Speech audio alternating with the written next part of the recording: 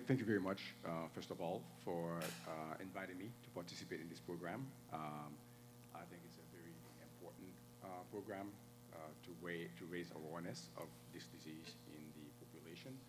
All of us who work with this disease, and just like you, I chose plasma cells when I was a medical student as what's going to be my career. And I've been doing this for 2.5 decades now. So, and we all recognize that there is an issue and it needs to be addressed. And it takes all of us who treat this disease, who are involved in our communities, to develop the resources to actually address these very important issues, right? Unfortunately, I was talking to one of my newest friends as well before coming on stage, that this is not a problem that I think can be solved by the federal government.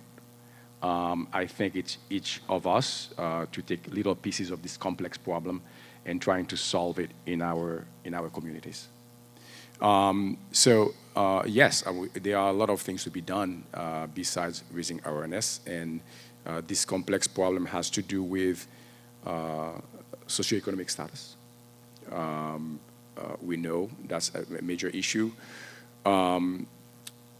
Besides the awareness, we have issues, as you mentioned, education.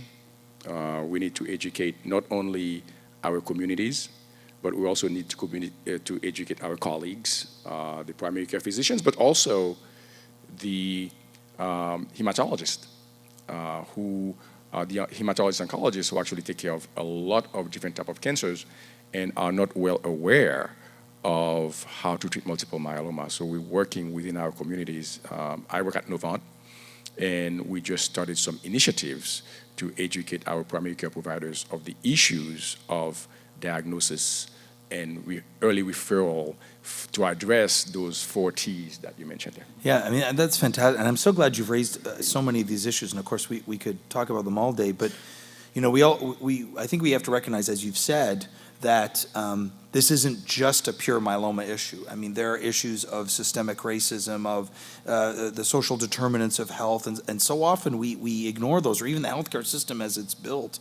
And it's important to address those while we're addressing these others. And I think it's something we've been sensitive to, which one of the reasons why we would have this here. You know, as we've often discussed with our friends here from Atrium, you know, you can have a great conversation and the right conversation about myeloma with your patient or about a clinical trial, but if their stomach is empty, they're not going to hear you, right? And so recognizing the importance of that is critical. But I'd like to hone in a little bit on what you said about educating the hematologists and oncologists. So definitely the primary care docs to make the diagnosis. But, you know, phrases that have been often used, historically we used the phrase cultural competence. Now people prefer more cultural humility or sensitivity. But can you just talk for a minute or two about this notion of when you are a hematologist oncologist, independent of your background, as you sit with a patient who is African American, or frankly, many of these, of course, are carried through to all patients, of course, and patients who are Hispanic American, patients who have various races and backgrounds.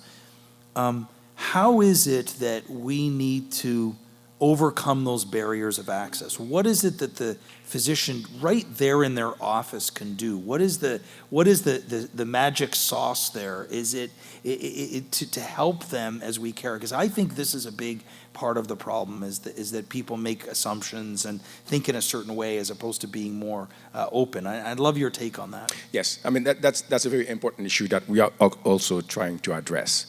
I think the main issue, to address one of the T's, some patient present to a general hematologist, oncologist who do all kind of diseases. They're likely to recommend treatment that is very easy to administer.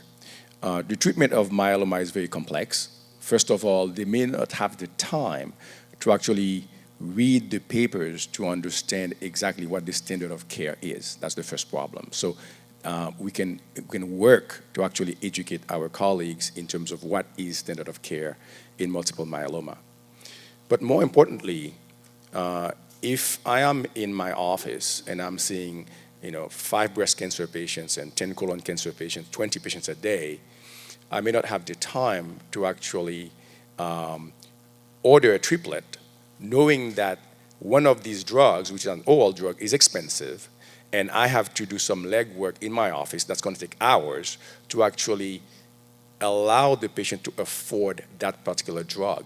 It's easy for me in that particular situation to say, for example, I'm going to give you Velcade Dex because one is an injection and one is a pill. And I can do that in my office very easily. But when it's going to take another 2 to 3 hours of work to try to get you to afford another drug that's very expensive, like Revlimid, then they give up on that part. And so we see doublets being used in the community instead of triplets to address one of these issues.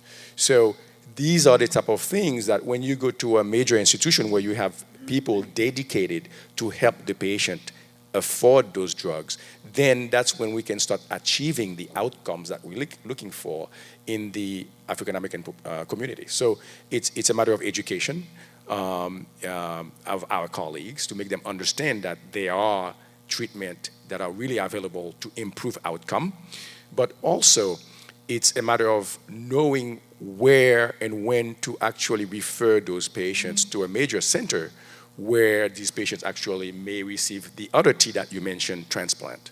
And we want our colleagues to understand that all patients diagnosed with multiple myeloma should have a referral to a myeloma expert for them to decide whether this patient is eligible for transplant or not. Because oftentimes, patients who come to the office initially may not look like they are eligible for transplant, when in fact, after 1 to 2 cycles of treatment, they improve their performance status enough to be able to actually proceed with a transplant.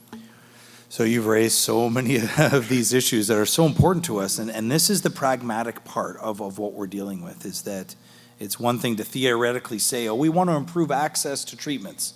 Well, everybody wants that. But we're hearing today from the front lines, and thank you so much. I know our time's gone so quickly, so we'll have to move on to our next session, but I really appreciate your insight and also, frankly, your dedication. You have been dedicated to this disease for many, many years and have cared for people in this community and many other communities, and we're just so thankful for you being here today, and at the break get a chance to come and talk to Dr. Thertulien, learn a little bit about his dedication to this and to the community. So thank you very much, my friend. Appreciate it.